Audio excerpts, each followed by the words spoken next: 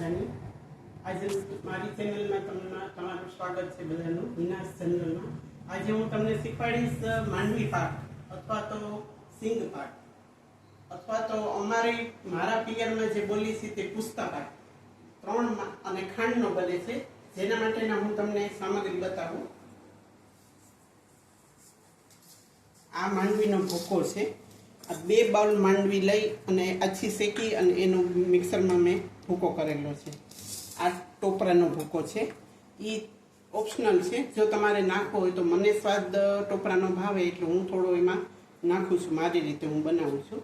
અને આ 2 બાઉલ માંડવીનો ભૂકો છે, એની સામે 1 બાઉલ ખાંડ લેવાની છે આપણે, અને એની ચાસણી કરવાની છે. તો એના માટે મેં ચાસણીની તૈયારી કરી છે.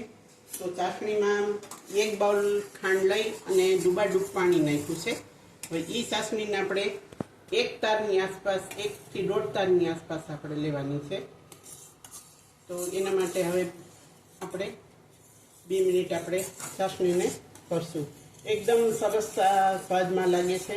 ફરાળમાં ખાઈ શકો તમે, અથવા તો તમારે ક્યારેય પણ નાસ્તામાં, ક્યારેય પણ તમને ભૂખ લાગી હોય તો તમે ટ્રાવેલમાં લઈ જાઓ તો બહુ જ સરસ બને છે એકદમ. અને આમાં હું ક્યારેક મિલ્ક પાવડર પણ થોડો નાખું છું, જેથી સ્વાદ એકદમ સરસ આવે. આજે નથી નાખ્યો મેં, તો આજે હું તમને બતાવું છું. ચાસણી આપણે હમણાં થઈ જવા જાવી છે.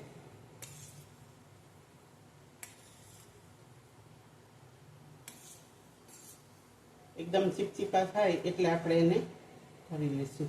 એને કોઈ આપણે 1.5 તારની કે એવી રીતે નથી કરવાની. થોડી ચીપચીપા થાય એટલે આપણે એને માંડવીનો ભૂકો એડ કરી દઈશું.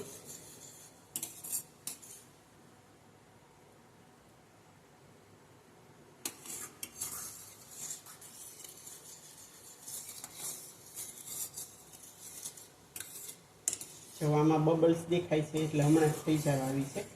હવે થોડી જ વારમાં આપણે તેમાં માંડવીનો ભૂકો એડ કરી લઈશું.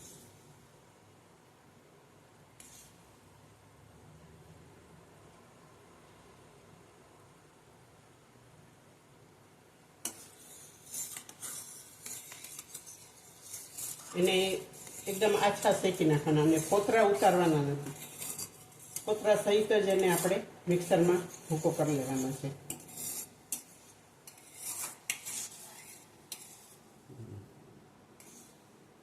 હવે આપણી ચાસણી તૈયાર થઈ જવા આવી છે, એટલે આપણે હવે એને માંડવીનો ભૂકો આપણે એમાં એડ કરશું.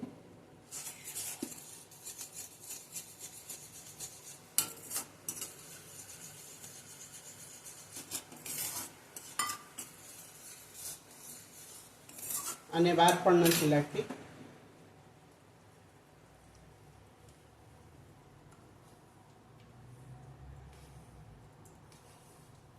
અને નાખ્યા પછી આપણે એને 2 મિનિટ માટે એને ગેસ ઉપર રાખશું.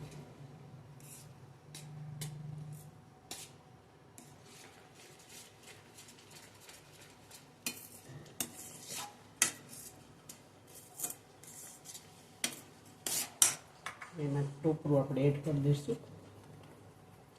ટોપરાનો સ્વાદ એકદમ સરસ લાગે, અને મને ટોપરું વધારે પ્રિય એટલે નાખું છું. ન નાખવું હોય તો પણ ચાલે, એકલા માંડવીથી પણ આપણે માંડવી પાક કરી શકાય.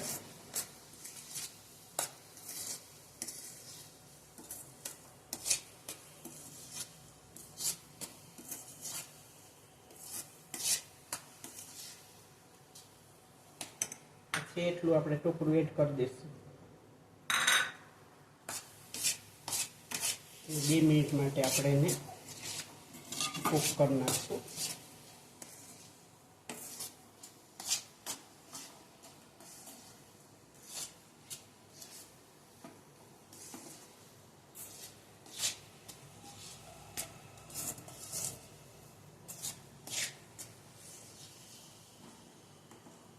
અત્યારે થોડો ઢીલો લાગશે, પણ 1-1.5 કલાક થશે, એ સેટ થઈ જશે એટલે એકદમ સરસ ચોસલા થઈ જશે.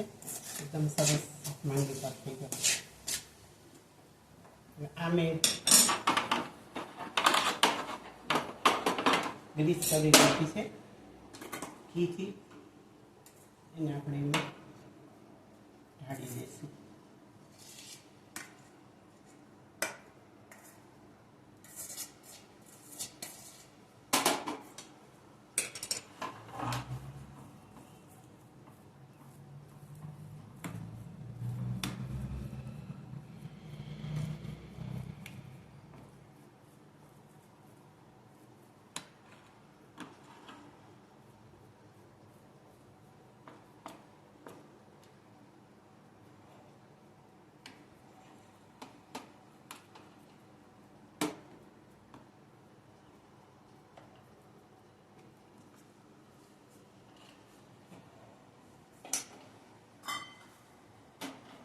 સેજ આપણે વાટકીથી એને દબાવી દઈશું.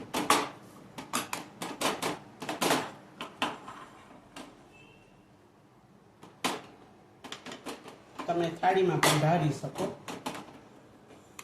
કોઈ પણ સાધનમાં.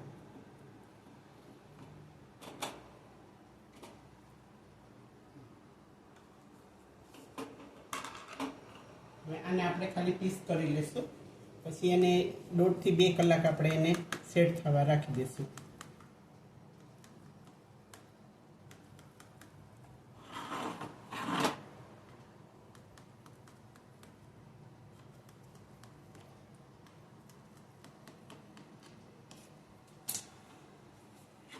તો તૈયાર છે માંડવી પાક, પૂસ્તા પાક અથવા તો સિંગ પાક.